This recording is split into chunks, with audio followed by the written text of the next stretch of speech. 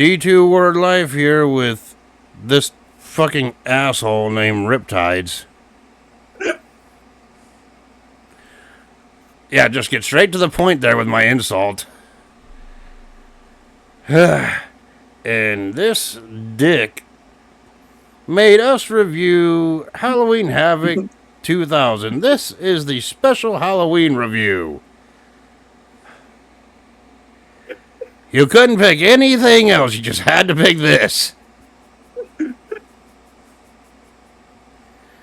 I'm starting to think that you actually freaking hate me or you freaking love torturing me with this freaking bullshit. At this fucking point. Yeah, I'm doing all the talking right now and you're just laughing up a storm knowing you caused this. But this freaking abomination of a show took place on October 20th. Too much credit. Yeah, whatever. This event took place on October 29th, 2000 in Las Vegas, Nevada at the MGM Grand with an attendance of 7,582 unfortunate fans who bought a ticket. I wouldn't have even spent a dime on this show myself. The commentators for this event were Tony Schiavone, Mark Madden, and Stevie Ray. And the ring announcers were David Pinzer and Michael Buffer. Oh, and what was this show sponsored by? Sponsored by PlayStation and Nintendo 64 for Backstage Assault. The worst fucking game ever.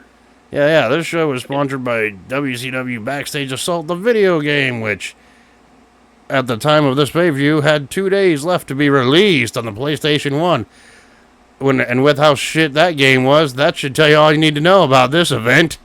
So they go hand in hand. 2 months, and then 2 months later for the 64. Yeah, and the fact is, for this event on the ring canvas, on the corner of the ring canvas, they had the Backstage Assault logo. And the only thing I can think of was like, wow, that game was the drizzling shits. I think we even put that game in the trash category for our freaking video game review or video game tier list. That long ass list. By the time we got the Backstage Assault, I think I remember you saying, trash! It goes in the trash now. It was crap. And I preemptively said, there's one game there's a couple games that specifically go in the trash. One of them was Backstage Assault, and it went in the trash immediately. That game sucked. Yeah, and I bet you owned it back then too, didn't you? No, I rented it from GameStop, from Blockbuster. There you go, dating us by saying Blockbuster. Yeah, I know we're old, right? But we're also older than Google. Yeah. But anyway, we start the show. We see the opening package for the show, hyping up the main event. Then we go immediately into the first match because WCW couldn't afford pyro at this point. They were dying at this point, right? Yes. Which was the Boogie Nights, Alex Wright and Disco Inferno versus the Filthy Animals, which was Billy Kidman and Rey Mysterio versus the WCW Tag Champions, the Natural Born Thrillers, or Mark Jindrak and Sean O'Hare. We all know how much you love this match. We know Alex Wright and Disco Inferno were your favorite tag team back then. Now they were your favorite tag team. Hell no, I can take the piss out of this freaking match all we want. That's what I'm going to be doing. I'm just going to be taking the piss out of everything. You were looking forward to this match so much, and this is why a 3-man team this is why they changed that whole triple threat tag team to only 2 people in the ring at the time. Because 3 people in the ring don't work.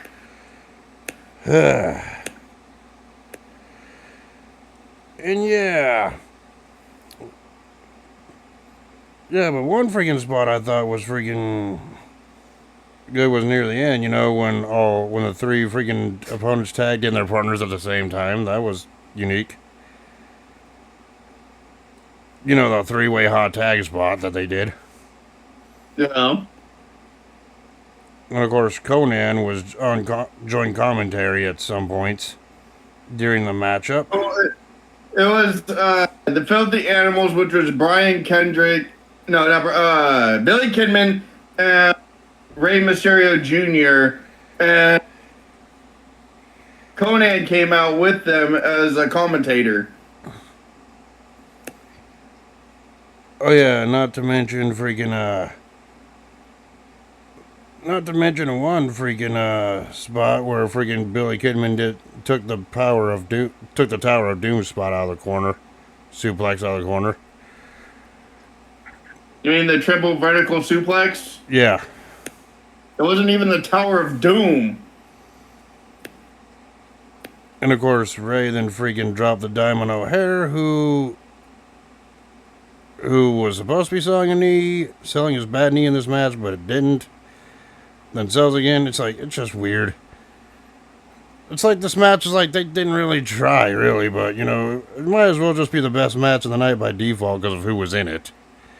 Well, like I said before, with Jindrak and well, was it Jindrak? No. Was it? I think so. Who cares? Because Mark Jindrak and Sean O'Hare were not a good tag team together. Yeah. At one point, freaking Alex Wright freaking went over the Jindrak top wasn't a rope. good wrestler to begin with. Yeah, Alex Wright threw himself over the top rope. Didn't really do shit. Oh, and at this point, if you guys notice that he was bald, is because he had lost a hair versus hair match. Yeah, Alex Wright was bald here. Yeah, and then Sean O'Hare nailed the Swanton Bomb to finish Disco Inferno after Rey Mysterio dropped the dime, or did the drop on the dime, or friggin' diving leg drop on the Disco to get the pinfall win. Springboard. It was a springboard leg drop. Yep, and then whatever. Freaking Sean O'Hare freaking got the pinfall win. Thus, O'Hare and Jindrak retained the WCW tag titles here. And then after the match, freaking Alex Wright took out a chair and started freaking swinging it around. Crazy, looked terrible. Your thoughts on this one? There was some high flying spots in here, no doubt, but it just wasn't Ray or Kidman's best match. But it might as well just be the best match in this card. Your thoughts on this one? Like I said, Sean O'Hare and Mark Jindrak, not good tag. It wasn't until later when they dissolved that. Well, they changed their tag team when they were still natural born thrillers, but they switched up their team. So it was not until Chuck Palumbo and Sean O'Hare became tag team that those two were any good with each other. Yeah, it's me. When I think of Sean O'Hare being in a tag team, it's usually with Chuck Palumbo anyway. But yeah. Well, also it was with William Regal, but that was years later. But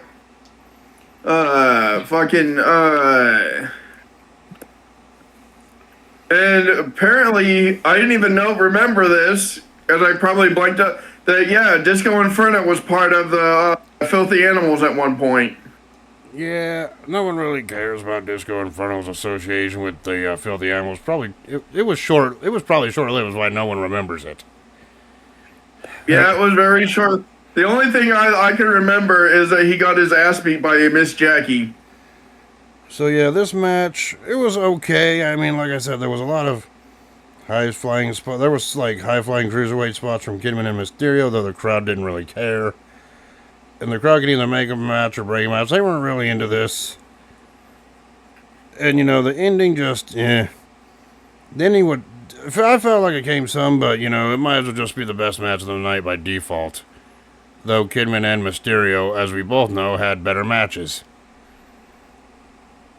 And I know you were disappointed that freaking, Inferno and freaking... Now we know that you were And Alex Wright didn't disappointed win. that the Disco Knights didn't win. We all know that you like Alex Wright and Disco Inferno. We all know you were disappointed they didn't win on this night. I know you were. Yeah. So, yeah, and then we go from there. We go on to the next match. Remember when WCW had a hardcore championship? Because I sure didn't.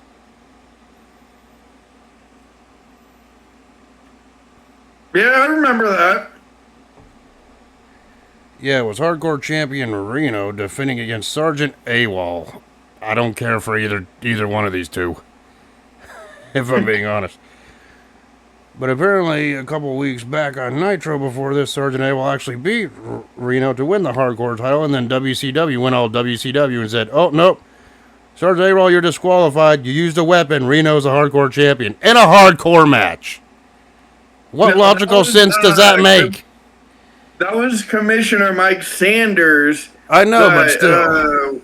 Wanted to keep the title in the Natural Born Thrillers and change the rules, which were changed back at this event for old school hardcore. Yeah, but what sense does that make, getting disqualified in a hardcore match? Of course, I mean, we know WWE wouldn't do anything like that. I want to sell 2019. Where do you think WWE or WWF and WWE, because they were switching, they were still the F when they were getting ready to switch over anyways. But how do you think that they got the hardcore title? Is because they took it from WCW. Shit, WWE had their hardcore title first. WCW copied suit a year later. Yeah. But yeah, anyone, it's like, it is allergy season, goddamn. Right? Yeah. But yeah, this match, it was just, after both men made their entry, it was just a brawl. Your typical hardcore brawl, freaking kendo sticks were used, chairs were freaking used. And yeah, the wall went through a table, or actually no, a wall went through a table, or Reno went through a table, whatever. Eventually, no, this is how it went. Okay, it was Reno versus Sergeant AWOL.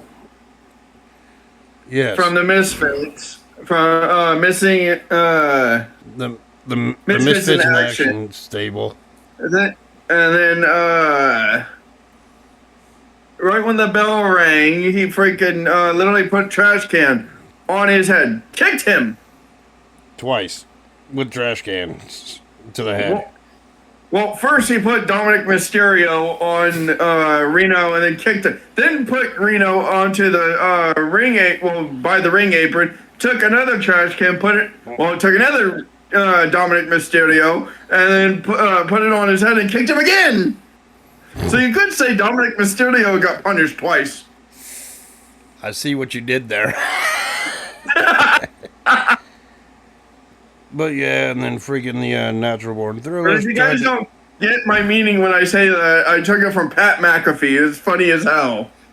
Watch the unsanctioned fight between Owens and Zayn from Elimination Chamber 2025 for that, to hear that reference. Yes. Yeah, and then then the Natural Born Thrillers freaking tried to interfere. They were dealt with. Well, no, they didn't even come into this yet. Then Reno hits rolling the dice on the ramp. Yep. I know there was a table spot where two tables were stacked on each other. And then he freaking copied AWOL where he was doing the choke slam. Tried to put him through the table, but AWOL literally fucking threw his ass into the table. The second table did not break, so Reno caused more damage than what it was supposed to. Then they take it to the back, which AWOL throws a computer monitor at Reno. Yeah. And then Reno throws him into a table, into the steel door. Yep.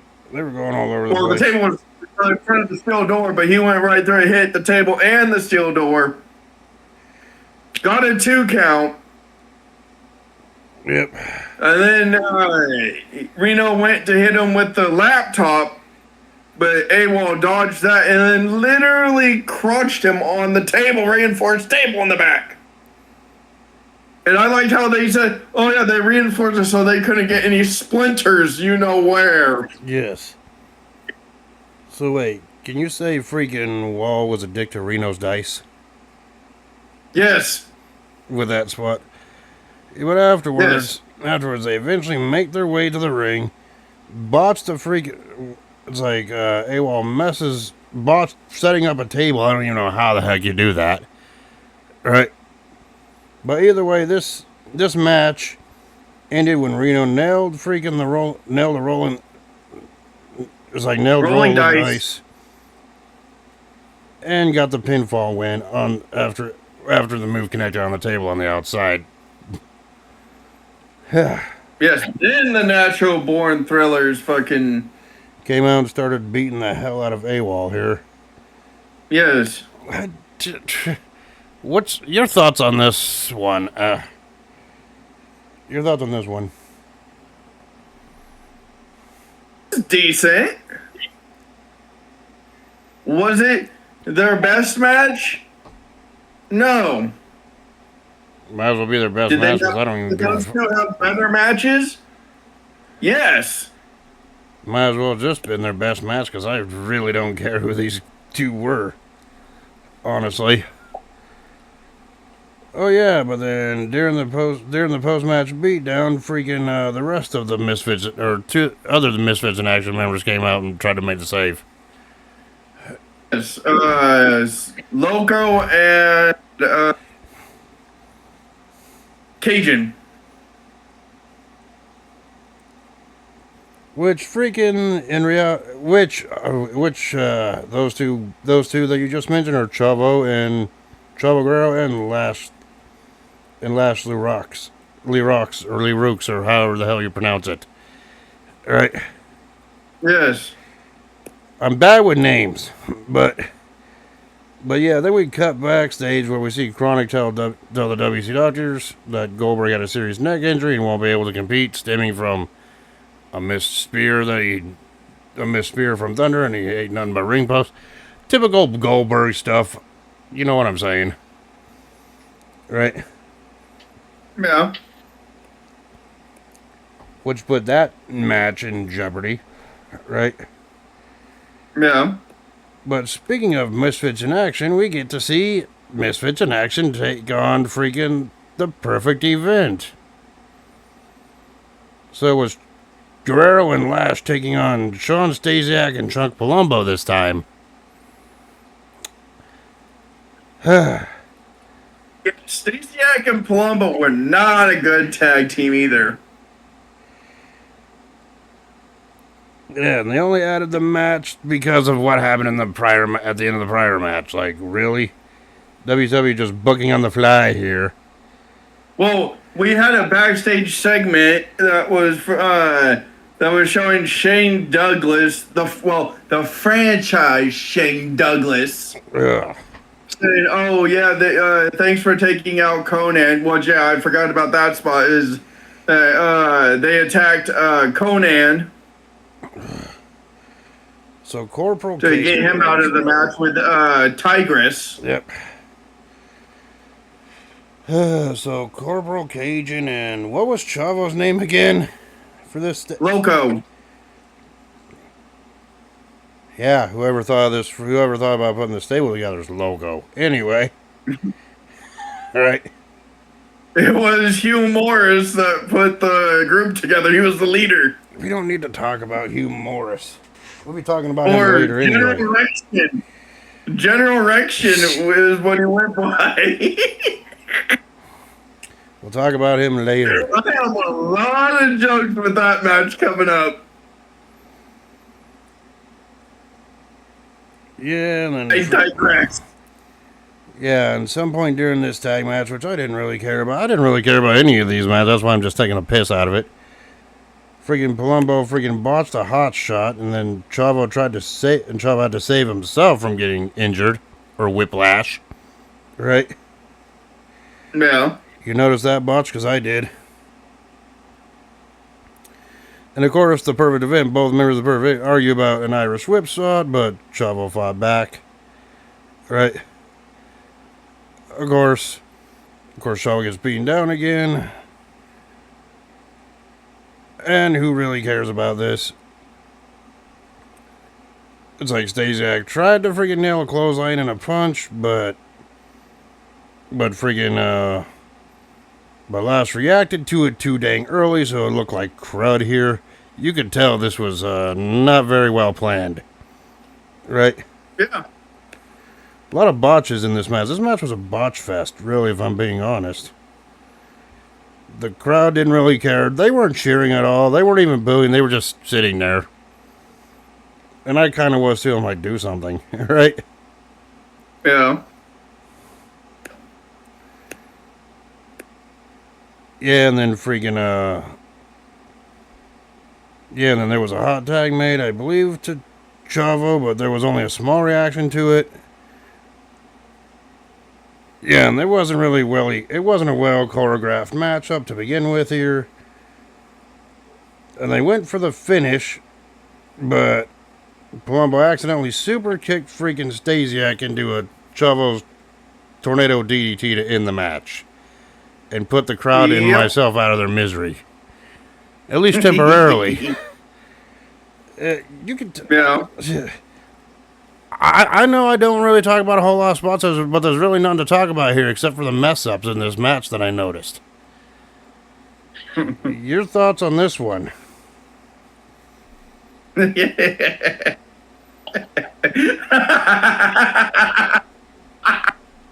You really want to know? What's your thoughts on this tag team match? Which really, in my opinion, was kind of a dud. Right? It was an impromptu garbage match. It was like Chavo Guerrero had way better matches. Was it one of Chavo's good matches? No. Was it one of the other guys' good matches? No. I hate to say it, but freaking Chavo Guerrero's squash job to Kane at WrestleMania 24 was better than this tag match. Yeah. Yeah, I really wasn't into it. They tried to freaking save spots. I'll give them that credit. They tried, but it just didn't work. It just didn't. I just really wasn't into it at this point. I think this is, and I think this is where the start of my brain rot happened. And I was just sitting there frustrated, like, do something, right? Yes. So I do something that doesn't look like crap. Can I at least have that? No, I couldn't, right? Yep. Of course, backstage, Conan had a bad knee because of the attack that he got earlier after that first match, right? And Conan said he wanted to wrestle anyway. He wanted to wrestle anyway in this next matchup because he wants a piece of Shane Douglas's ass or whatever, right? Well, first he's like, "Oh, Ray, can you do that? Can you help me?" And then he's like, "Oh, no." He asked Kidman if he could help. He's like, "Oh, I would, but I already wrestled." And then he asked Ray, and Ray's like, "I was with him. I already wrestled." He's like, "Fuck it, I'll do it my damn self." Yeah, and then we go to a intergender tag team match. It was the franchise. Shane Douglas and Tori Wilson dressed as Wonder Woman. That actually looked hot, I'm not going to lie. Oh, she was wearing fishnets. Yeah, still looked hot wearing the Wonder Woman outfit. I'm not going to lie about that one. So there was at least one good thing that came from the show with that. Yeah. And they were taking on Conan and Tigress. This match started off as a handicap match because Conan didn't even come out to the ring. And it was he was getting ready. Well, he was being evaluated and also getting ready for the match. And Tigress here, she was one of the Nitro girls. She was one of the Nitro girls, but this was just for the most part, a 2-on-1 beatdown for the first part of the match. And I'm thinking, oh great, another freaking shitty match here where we get to see a woman get beaten down. Okay, yeah, fuck this, right?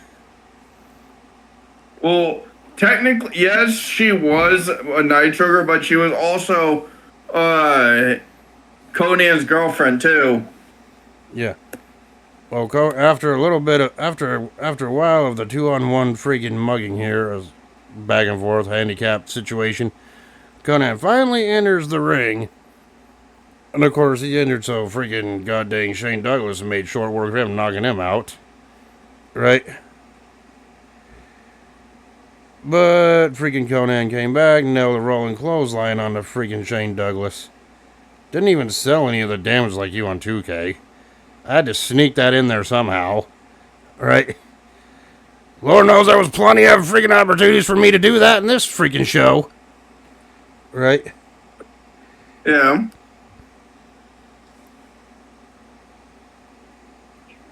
Yeah, and then Tigress, to her credit, actually took Shane down with an arm wringer. That freaking...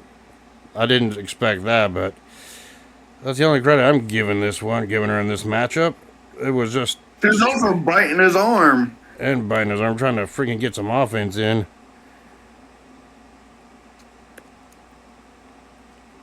Yeah, and then freaking Tori got the advantage over Tigers here. It was just... And Tori Wilson, at this point, she would become an experienced in the ring in later years. Especially with her career in WWE, but this wasn't it. This wasn't it. She wasn't really good here either. You know what I'm saying? Yeah. It was just crap. Yeah, and then Shane gets back in, gets taken out by Tigers once again. Right. Yeah, and then Charles Robertson was the luckiest person ever, considering Tigers went for a freaking Bronco Buster, I believe, on freaking Tori. On Tori, but Tori grabbed the referee, and the referee got a face full. Yeah, we all know that you were jealous, but you were also having a flashback of Mae Young doing that to Eric Bischoff. That's just... Why bring that up? Because you were having flashbacks. You were enjoying it, but you were also having flashbacks. Yeah, and then Tori and Shane both take a double X Factor, and Conan got the pin over Shane Douglas to win the match. Your thoughts on this one? Yeah, it was decent. It wasn't decent. The only highlight was referee Charles Robinson taking the freaking X Factor from Tori. Or not Tori, Tiger is here, right? No. You know, Charles Robinson earned his pay that night. He goes, it was my sacrifice. Yes, sure. Right? Oh, you mean the Bronco Buster, not the X Factor? Or the Bronco Buster. That's what I meant. Jesus. Ripping off X-Pac's moves here. Right? And then backstage, we get to see your favorite wrestler of all time get interviewed by Mean Gene, and that's David Flair. No, that is your favorite wrestler. This is your favorite match. Well, this is one of your favorite matches of the night. David Flair versus Buff Bagwell for a First Blood DNA match. And backstage before the match, David Flair blamed Buff Bagwell for knocking up his fiancée in storyline, which at this point was Stacy Keibler, and this was perhaps one of the worst storylines ever. How it doesn't even make sense to me. Right? And this was a First Blood DNA match, which, you heard it right. Because apparently in wrestling, this is the only way to find out who the father of a kayfabe child is. It makes no fucking sense. Right? A joke of a match. It wasn't even a fucking match. David Flair got his ass beat. handedly. It didn't even last it only lasted a few minutes. Buff Bagwell got freaking goddamn planted with a Buff clothesline. Bagwell Buff Bagwell came nailed out David with a doing clothesline his in the corner at one point. David just flopped around like a fish out of water. He can't even do that bump right. well, first. Buff Bagwell comes out and does his thing like he always does. And then he's like, "Oh yeah, we have a problem here. Little Flair has a big problem. I mean, little." Yeah, and freaking Buff Bagwell did the whole like little gesture with his fingers. I was almost tempted to pause it there, take a snapshot, and then send it to you and be like, Buff's talking about you. Nope, that'd be you. No. Yes.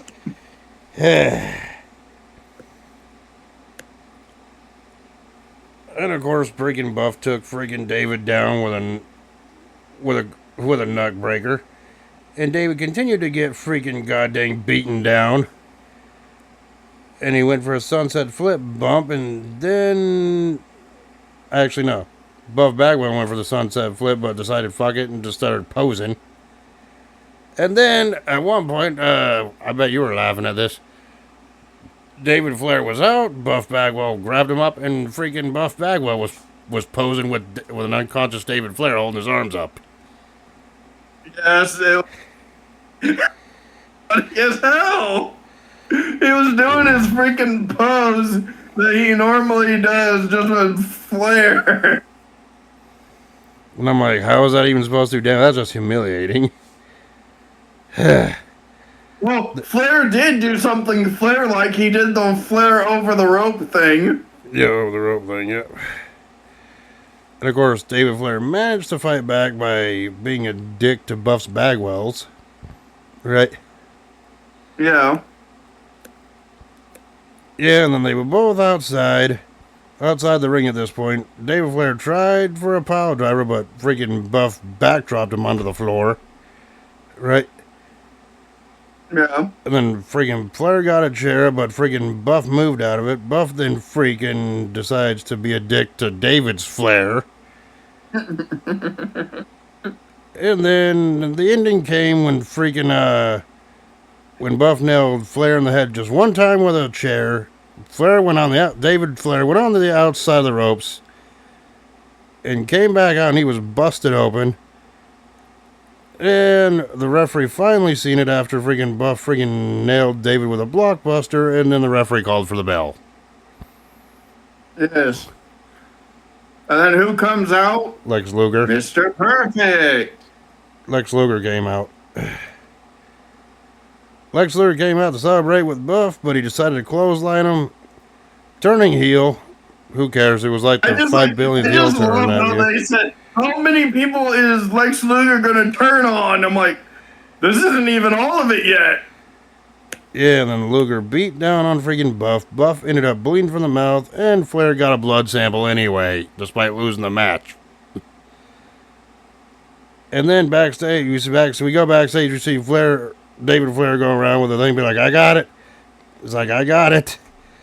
And then he handed the freaking samples to freaking men in white coats, and they ran off with, and that's how the segment ended. And then, in the meantime, after all that was done, we see Goldberg arrive to the arena. Right. Yeah. But anyway, even Goldberg was like, what the fuck's this shit? Exactly. But anyway, your thoughts on this Bagwell David Flair match?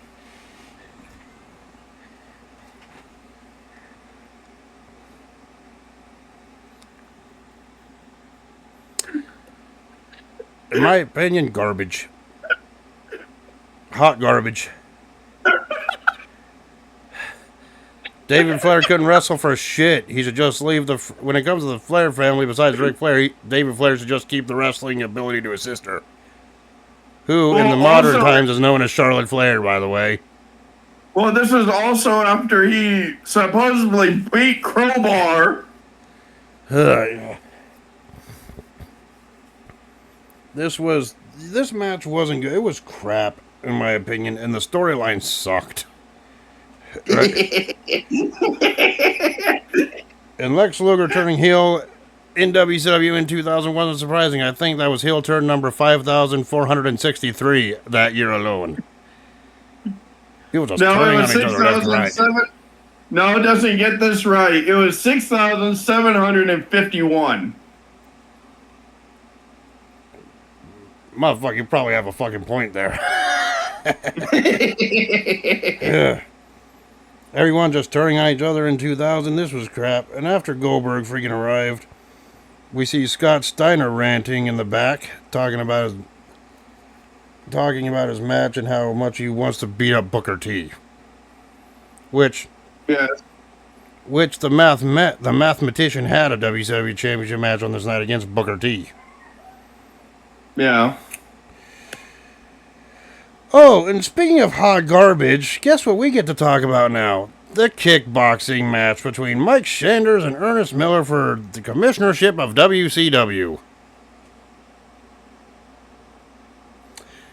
I refuse to talk about it. You want to talk about this one?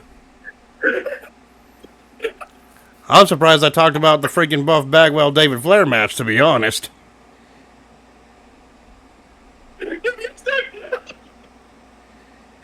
What?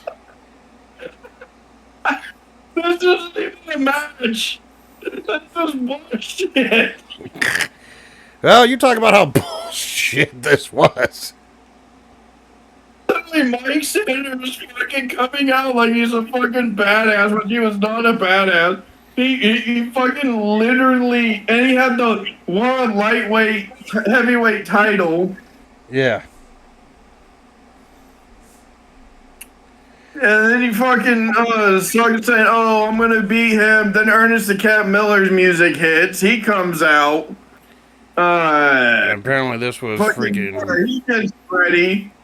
Apparently He's this was... literally ready. And fucking Mike Sanders is huddling behind the fucking natural born thrillers. Sean O'Hare and Jindrak. More like Stooge 1 and Stooge 2. And then fucking This was three... Was this three 2-minute rounds here? yes. They wanted to treat it like an actual, like, fight that you would see in UFC or whatever. Or mixed martial arts in general. I'm just like, this is crap, bro. Who the hell would want to see this? It was literally garbage. Ernest the Cat Miller would actually, on fucking the next night, which would be Nitro, actually had a match for the commissionership. But yeah, we gotta talk about the drizzling shits this was. Seems like every time they got in the middle, up in his gear, it fucking gets a few rounds, and Mike Sanders is. Everyone's like, "Oh, Mike Sanders is in the lead." No, it was Ernest the Cat Miller that was actually in the lead of that, and the wrong guy fucking won, which was corrected on the next night. Yeah, right. But I did like Steve. I did like freaking every time Miller would go on offense, he would knock down freaking Sanders with a kick to the head each round. Yes. And for some miraculous reason, he kept trying to get up. Actually, and this happened. It was just rinse and repeat for like the 3 rounds straight. And at the end of the 3rd round, they're like, "Okay, we need one more round to freaking have a definitive winner here." And because of the natural born throws on the outside, distracting freaking Ernest Miller on the outside, Sanders won by count out. In a kickboxing match. On the outside. Yes. Well, there is no disqualification. The level of irritation I was experiencing at this point watching this was freaking beyond repair. Because I just had to suffer through 3 shitty matches in a row. I was just begging anything. I'd be like, at this point, I'm like, I'll settle for a freaking average rated match. It'd be better than this crap on this show. Can I at least get that? No. And then we go backstage, and then we have General Erection. Oh, great. Doing an interview. Loco and Cajun and Sergeant Cajun and Sergeant AWOL. And then we all also in the back, getting ready for his match. Him saying it's been 12 months since he's been at this pay-per-view, because at this exact pay-per-view of last year, he had left. Yes. He just came back and saying that he's going to win the U.S. title and get back Sergeant Gunn, which was the woman. Yeah. As well. Her Major Guns is what her name was. Yeah, Major Gunn, yes. But yeah, before that, we seen the WCW doctors quizzing Goldberg backstage. And Goldberg said it'd be fine to wrestle, whatever. But before we get to that U.S. title match, we gotta talk about Vampiro versus that 70s guy, Mike Awesome. I'm saying the backstage segment right now, because that's what was happened before this. Yeah. Him saying, he's back, he's going for the title, he's going to win it, people have doubted him, and then Chavo or Sergeant Loco or whatever said, if anyone can do it, he can. He's been screwed more ways than anyone. Yeah. Which he was. Yeah, and apparently the Mike Awesome Vampiro match, the winner would get a WCW title match the following night on Nitro, because Mike Awesome put his contendership on the line. How it went. That 70s guy, Mike Awesome, came out. He was not that 70s. He wasn't even that fucking good wrestler, anyways. But, okay. Before you go any further, let's talk about that gimmick. Now I know what WCW was trying to pull here with that 70s guy gimmick. I get that 70s show was really popular, especially back in the year 2000.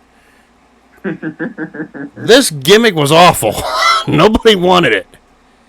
This gimmick would have been this gimmick would have been more fitting for someone like Disco Inferno. At least, yeah, it'd still be goofy, but it would have made sense. Yeah.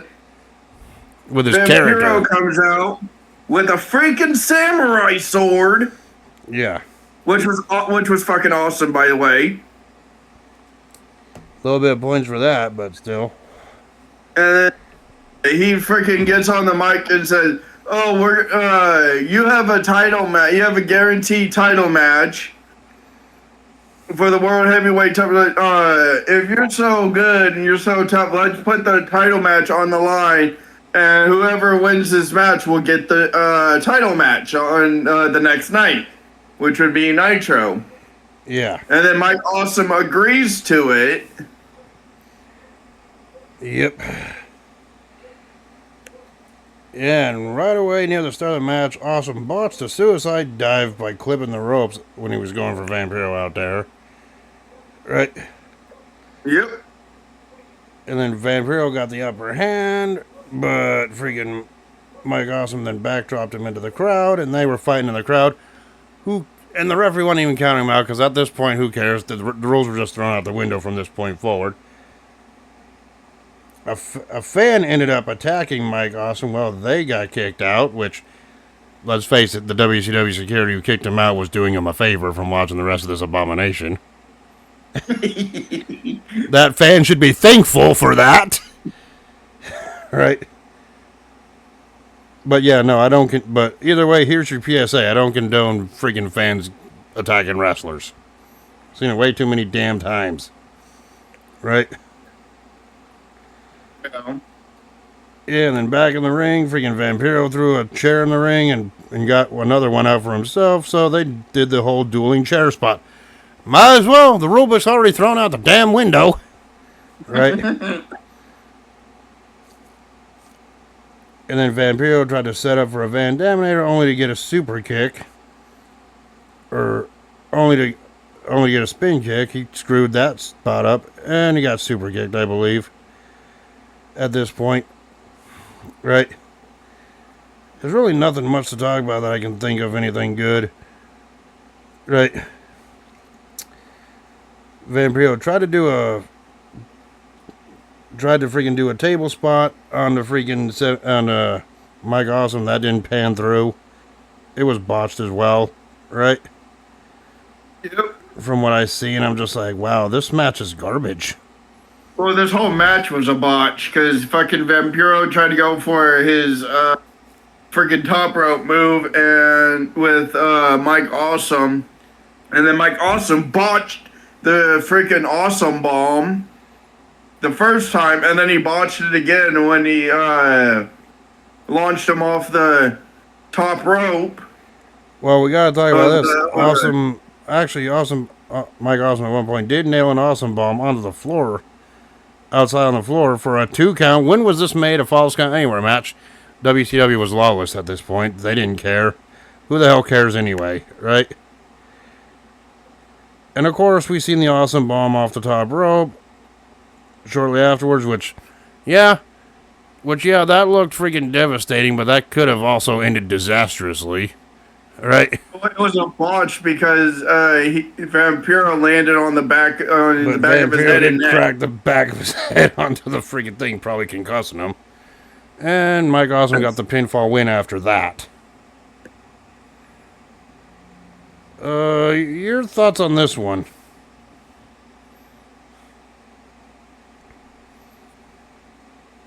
To me, it wasn't that. I mean, the Awesome Bomb off the top rope looked good and devastating, but to me, that's like the only highlight here. Your thoughts on this one? Vampiro should have actually won that, in my opinion. Oh, yeah, and because of the stipulation that Mike Awesome agreed to, Mike Awesome still got a WCW title match the following night on Nitro. Oh, I wonder who won that one. Right? Yeah.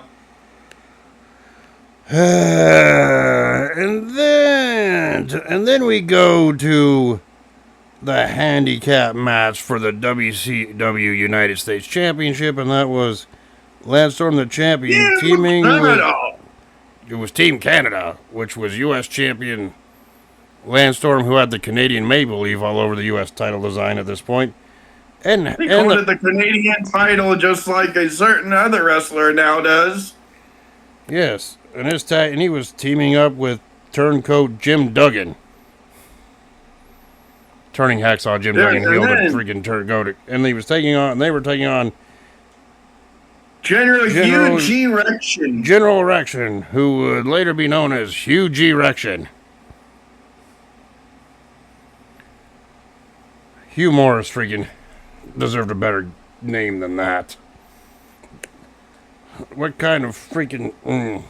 I don't even want to freaking... I'm not even going to analyze this. I'm not even going to go into that. And of course, Hugh G. Erection... I'm just going to call him Hugh Morris. I'm not going to call him Erection, okay? I'm sorry. I got to try to keep this YouTube friendly somewhat. No.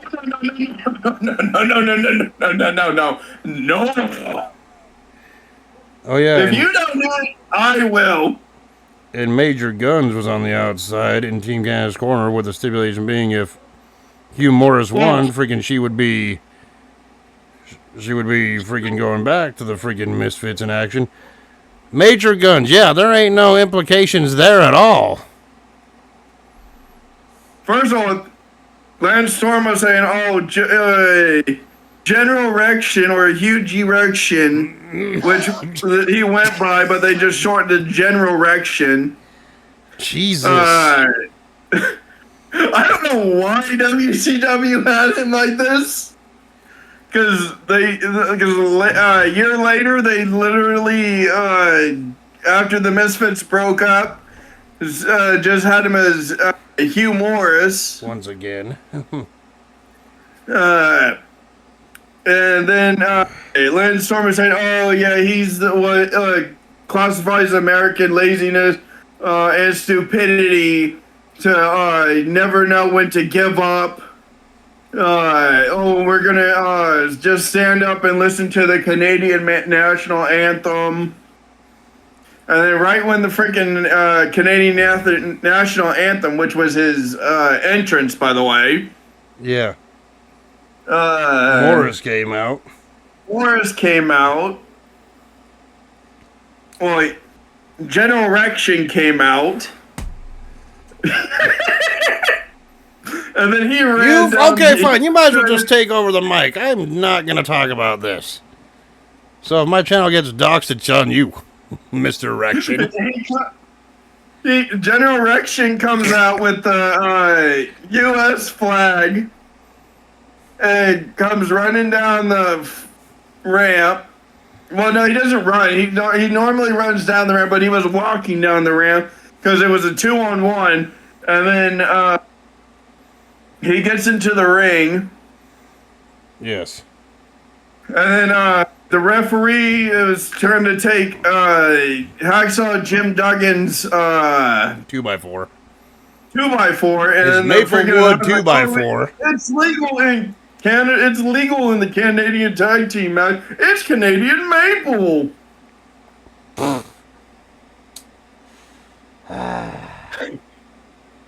Then at that point, I was surprised they even were enforcing that rule, knowing what we already saw. General Erection or Hugh G. Morris, Hugh Morris, fucking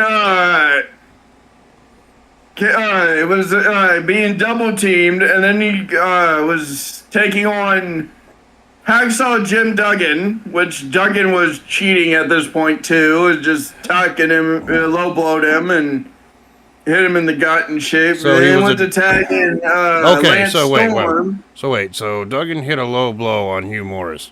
Wait, does that mean he was a dick to Hugh G's His laughing hands? Yes. He was a dick to Hugh G erections? Yes. God damn it, now you got me doing it. Oh, this isn't the best part that's coming up. Yeah, talk about General Erection is now facing Lance Storm, which he's fucking General Erection is giving him the chop.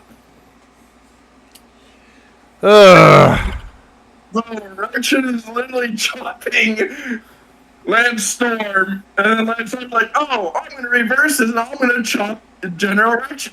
Literally no sells it. Fucking just getting chopped. He's like, okay. So wait a minute. So wait a minute. Storm was going choppy on that. Never mind. Yes, he was going choppy on General Erection. Oh, kind of like what Kai Tai was trying to do to someone else. Yes. I'm bad. I know that, and this match sucked. But go on. Go on. Let's try to talk about the Ender. No. We gotta go through this. Okay, fine. What are some other spots that you remember for? Try to keep it as brief as you can. It's already bad enough you're making me review this. I don't need a 3-hour video. Duggan jumps in to attack General Erection to hold him to help Storm. Then Storm fucking kicks him in the face. By accident. By accident. Well, accident, but okay. Supposedly. And then after that, Duggan's taking advantage of the referee trying to get Lance Storm. At one point, Elix Skipper came out. Who else comes out? Elix Skipper, the Prime Time. Primetime Elix Skipper. I totally forgot about his WCW run. I remember him more for his TNA run. Because he went from WCW to WWE, then went to TNA. And that insane bump he took in TNA, which we will talk about in a future review. Don't you worry. And then Major Guns, who was wearing a bikini, I think it was? Yeah. Or bikini top with maple leafs on it. Yeah. Freaking hit Primetime with the flag, which caught Lance Storm's attention. Then she's like, saying, "Oh no, it wasn't me. I wasn't doing. I was fixing the flag." And then Lance Storm was going to go for a move, and she freaking grabbed his tights. Mm-hmm. And then he went to confront her, which gave General Erection humor as an opening. An opening was a dick to Hacksaw's Duggins. Hacksaw's Duggins. He was addicted to Jim Duggan's 2x4s. And then he freaking hits the no laughing matter on him to win the U.S. title after Lance Storm tries to go into the ring. Then fucking like, no, not gonna do this. Because at this point, who cares? It was already in the trash. Yes, but also this may be bad, but this was also a spot that was in the announcer said, "Oh, General Erection's power now going to be black."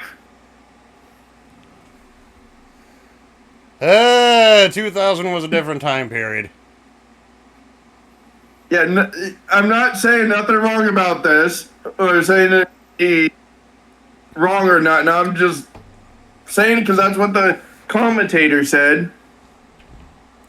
So people on YouTube, don't fucking try to fire me on this shit, because this is what they said.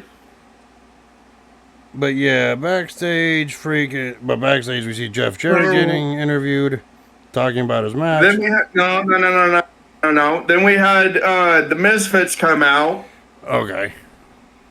We had Loco, AWOL, Sergeant KJ, and come out to congratulate with General Erection. Ripping off the Canadian sticker all over the U.S. title. Yes, and Major Guns was also happy, so she grabbed the U.S. flag and got into the ring. Yeah. Then we go to Jeff Jarrett. So yeah, Jeff Jarrett was getting interviewed in the back. Jarrett talked about ending Sting's career and everything else, and pretty much saying that he was going to freaking put an end to Sting's career in this matchup. And this storyline... Well, saying he was going from a nobody to... from a loser to a nobody. Yep. Oh, no, from a has-been to a never was. Yep. And then we see Mr. Slapnuts Jeff Jarrett come out. And then Sting made his freaking entrance. And I'm thinking, okay, we got Jeff Jarrett versus Sting. They had some decent good matches in TNA. How badly does WCW fuck up their first pay-per-view in shit?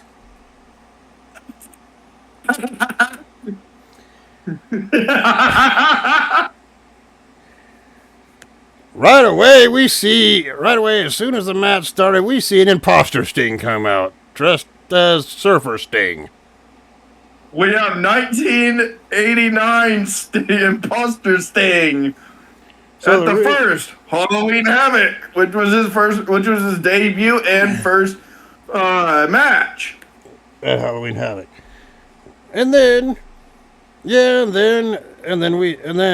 after the fake Sting, the first fake Sting was dispatched of, we see, shortly after that, we see another Surfer Sting come out. I'm like, really?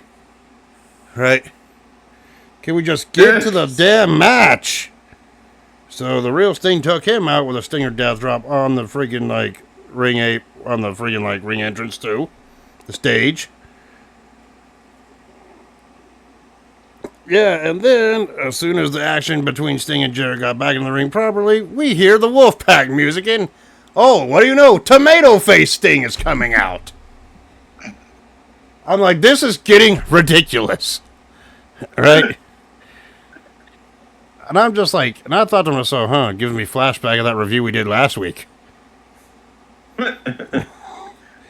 So, Sting easily dispatched of him and took him out, too, on the freaking stage entrance area as well. With another Scorpion death drop, and that's when Jarrett took control. Right? Taking the bat from Sting. Taking the bat from Wolfpack Sting beating down the real Sting No, with it it. was regular Sting that had the bat. Jared picked it up after he did the Scorpion Death Drop. So Jarrett beat on Sting for a minute before applying a sleeper back in the ring. Yeah, and then they freaking fight all over the crowd. Fast forward some, they're back in the ring. Then we see the lights go out, and then Sting's music started playing, and then we see an imposter Sting come out from an imposter Sting, another one, come in, looking like the modern Sting. Which Sting took him out, too. Right? Oh, you're forgetting something. Oh, yeah, and Sting not only that, this fucking Sting freaking goddamn came up from underneath the damn ring, ripping through the ring canvas. Now, this is before he came from down from the Raptor, but first, Sting went for this Stinger lock, Scorpion Death Lock. Yeah. And freaking, he got, another Sting pops up from the fucking ring canvas like a fucking mole. Yeah, and then that Sting drug the real Sting down the hole. Yeah, so man. you could say Sting brought Sting down a hole. Of course, then freaking the real Sting came out, or the fake Sting came out, real Sting came out after him. The fake Sting at this point was busted open. Sting dispatched him, and then just a little bit later, the lights go out, and then we see another imposter Sting come down from the damn rafters. And at this point, I'm just like losing my mind. I'm like, this is shit. This is crap. If I want to see a good Sting versus Jarrett match, I might as well just stick with the TNA encounters they had. All right. Why do you think I said it wasn't just Jarrett versus Sting? It was Sting versus... It was Jarrett versus Sting versus Sting versus Sting versus Sting versus Sting. No, it was more like Sting versus Jarrett versus Jarrett, Sting, Sting, Sting, Sting, Sting, and Sting. So Sting easily dispatched of him by giving him a Scorpion Death Drop through the announce table. And of course, I did find it comical when they brawled the outside. The imposter Sting's wig fell off into the crowd. All right. I'm like, God damn, that freaking shitty. And at this point, the referee was down dealing with the other Stings. Then freaking goddamn Jarrett waffled Sting not once but twice with a damn guitar. Right? Well, Jarrett hit him. Well, another imposter Sting, which was the first one that popped out of the hole, nailed the real Sting with a guitar first. Yes. And then freaking Jarrett came in a short moment later and waffled freaking Sting with another guitar shot, knocking him down. And this was after freaking he attempted the death drop on Jarrett. And since it takes two to knock Sting out, plus him facing doppelgangers, Jarrett got the win here. Your thoughts on this one? Yeah. This is a shit match. No, if you want to see a good freaking Sting versus Jarrett match, freaking watch their TNA encounters. Those were 10 times better that they would have later in the early years after this. They had some good matches after this. Hopefully by the word good, you mean shit. This was garbage. Decent. They were average. Let's just say they weren't decent, but they were average. And at this point, I lost my freaking mind because I thought to myself, even if the freaking next two matches were a rating of 5 stars apiece, it ain't going to save the grade overall anymore at this fucking point after the garbage that I saw beforehand, you know?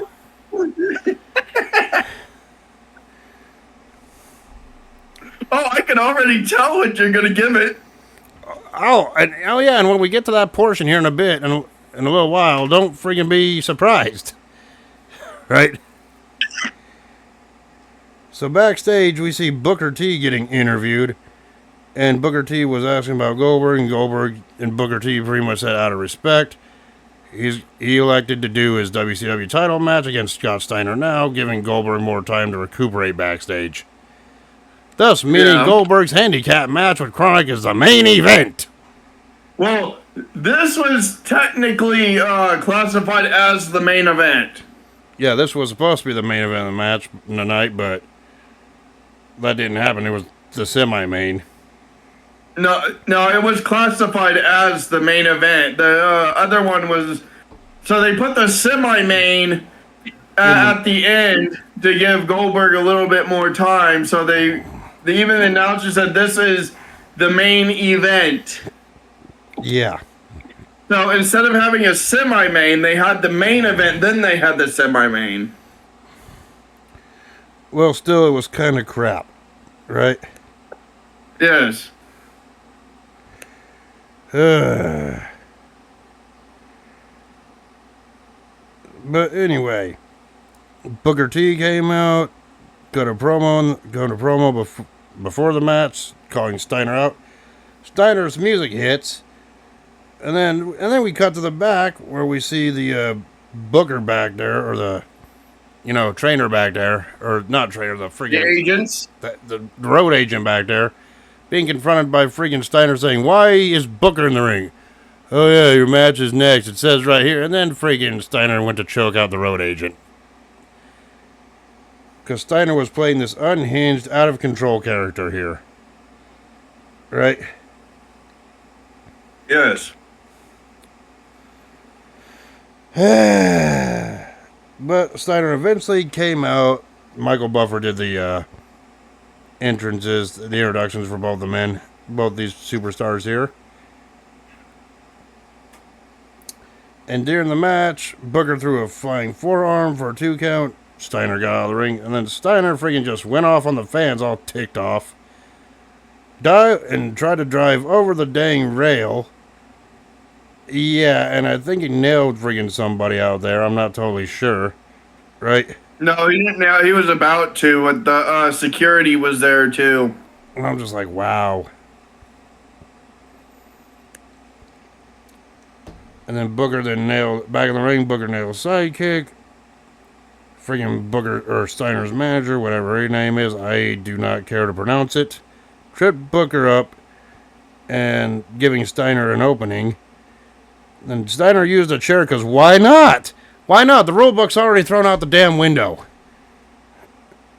Well, he used the lead pipe first. Lose that pipe, then the freaking chair. That should have been a DQ, but at this point, there's no rules in WCW. Might as well just take the rule book and throw it out the window. Unless your name's Hacksaw Jim Duggan. That means no 2x4. Well, the referee at this point was literally knocked the fuck out. Yep. So Charles Robinson, who was the referee, by the way. Oh, yeah. And then Steiner put Booker through the Was announcer. hung up in the tree of woe. Yeah. In the corner. Yeah, and then freaking Steiner put Booker through the announcer table on the outside. That announce table got busted so many times. It's unreal at this point. Then Steiner freaking stops his offense, shouting at Stevie Ray, taunting him, saying he's beating down his brother, whatever. And Stevie Ray's like, "You haven't beat him yet," right? Talking trash, right? Well, he was trying to goat Stevie Ray, because if Stevie Ray got involved in the match, he would have lost his job. Yeah, and then Steiner nailed a fall-away slam, and then Steiner did his signature push-ups in the middle of the match. And then Steiner decided to be a dick to Booker's tease. Right? Yeah. Of course, the referee let that go. I think it was shortly after that we see freaking the Trio Woe under the referee. Right? And of course, later on in the match, Booker T nailed a drop kick for a 2, and then the axe kick. And then the axe kick, but Booker's hurt, selling an injury. Steiner rolls him up into the ropes. And it rolls him up but for a 2 count. Freaking Steiner then got handed the lead pipe. Steiner nailed Booker in the face with it. Oh yeah, that's when he took out another referee. Right? Steiner recliner on Booker. There's no ref there. One runs in, but freaking Steiner beats him down and hits a T-bone suplex. Or hits a T-bone onto the referee. I'm like, really? He doesn't want to win. Goes back to the Steiner recliner, and then handily another referee comes in and then calls for a DQ finish. Right before he got taken out. Right? Well, also, this is what I heard from people that actually went to the show, and so I have Booker T and Scott Steiner were talking backstage, and they both agreed to have it in this way, kind of, Yeah. because they both had respect for Goldberg. So the match ended in a DQ win for Booker T, who obviously retains the championship here, unlike Starrcade 95. That was also a shit event too. Watch that review. Listen to that review if you wanna. But I wouldn't. But yeah, you should watch it anyway. But still. After the match, freaking Steiner went berserk. Jarrett tried to run out and calm Steiner down. And pretty much Steiner chewed out the commentary and whatever, goes to the back. Who cares at this point? Right? Then we get to talk about the actual main event here. Well, the semi-main, but the last match on this show. And the last match to ever be on a Halloween Havoc event for 20 years. Right? And that was a handicap elimination match, seeing Chronic take on Goldberg with Brian Adams and Brian Clark. With the stipulation being that if Goldberg loses, his career's over. Right? Yes. So yeah, Chronic came out, cut a promo saying that, well, Goldberg ain't here. He ain't out here. He ain't out here, so we win by forfeit. Can you imagine if that's how Halloween Havoc went off the air? I still would have given it a 0, but at least it would have been over. Right? But, right when the Chronic's music started playing again and the referee was about to declare him the winner by forfeit, Goldberg's music started playing. Right? Yes. I'll make it real short. And then short. you come to the back with the doctors telling the commission, the championship committee or the committee or whatever, saying Goldberg is clear. So Goldberg freaking made his entrance out to the ring. Chronic tried to beat him down, but Goldberg ignores the offense. Goldberg, I believe, took like maybe 1 or 2 moves from Chronic at most. Chronic even brought in a freaking table, set it up in the corner ring, but Goldberg freaking speared freaking Clark Goldberg speared freaking Adams, nailed a jet and pinned him, got him out. Actually, no, I think he nailed Adams with a freaking jackhammer before taking him out after a spear combo. Right? And then, yeah, and then freaking, he speared Clark through the table, got the pinfall win, eliminating him, despite Clark's shoulders not being on the canvas. And then Brian Adams tried to fight Goldberg. Then Goldberg crushed Adams with a freaking spear. Thank you if you got that reference, by the way. Right. Well, Brian Adams was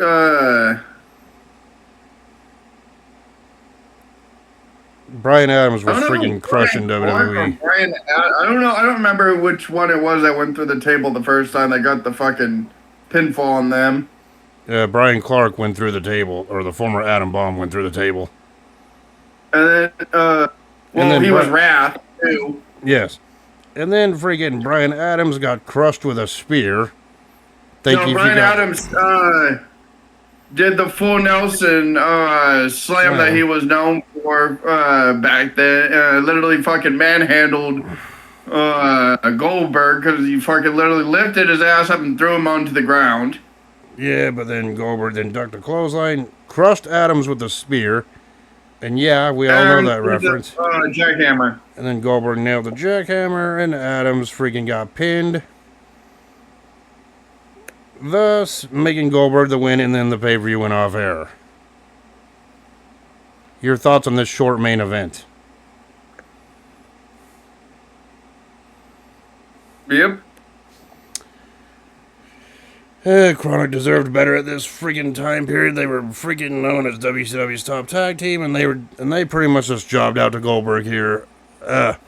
Oh yeah, and this would be the final Halloween Havoc for 20 years. Until freaking we seen Halloween Havoc 2020, which was by the NXT brand at this point. Right? Yes. So yeah, yeah, I wasn't a fan of that match. It was crap too. So now we go to our favorite portion of the review, and that's our rating system.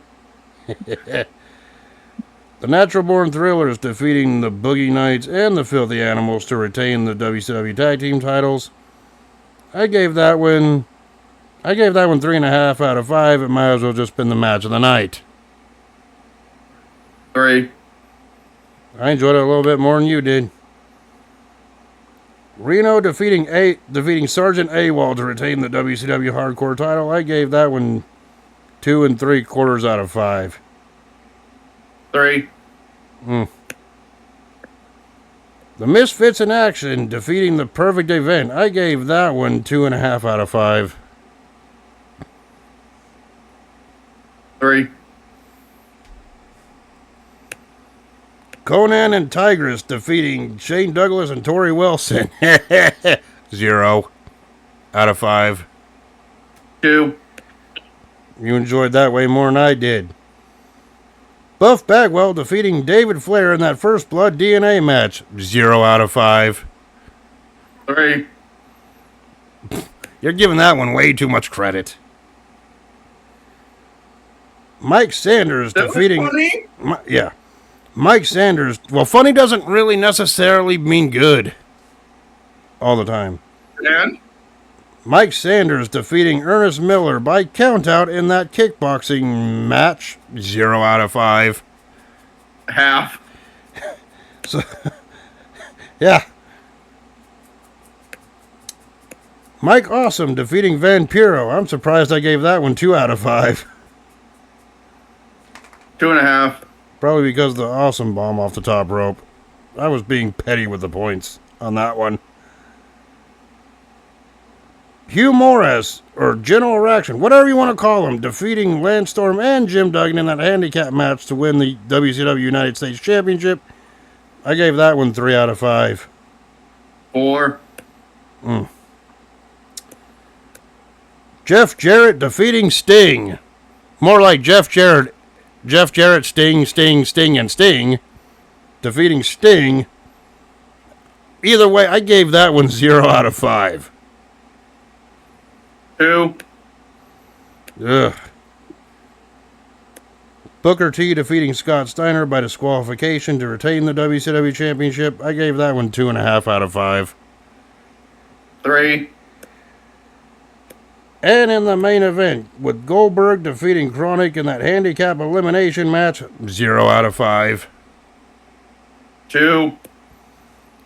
And my final grade for Halloween Havoc 2000 is unsurprisingly an F. This event was Trash. shit. It was trash. It was garbage. Belongs in the dumpster. Along with Backstage Assault. Fuck that shit. So yeah, that's our... and what's your final grade for this event? D. That's giving it way too much credit. Minus. D minus. I gave it an F. Fuck this event. Kidding, it's F. Minus. F minus. The infamous F minus. Where it sucks so bad, a regular F can't even freaking do it justice. Alright? Good.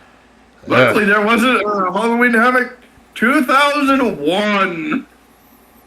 Oh, God. I couldn't imagine. So, yeah,